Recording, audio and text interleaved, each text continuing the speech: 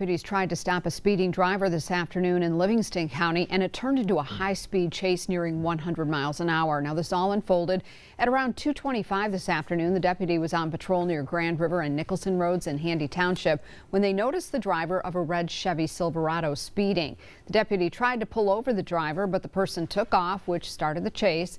It went through Weberville and Dansville with speeds approaching 100 miles an hour.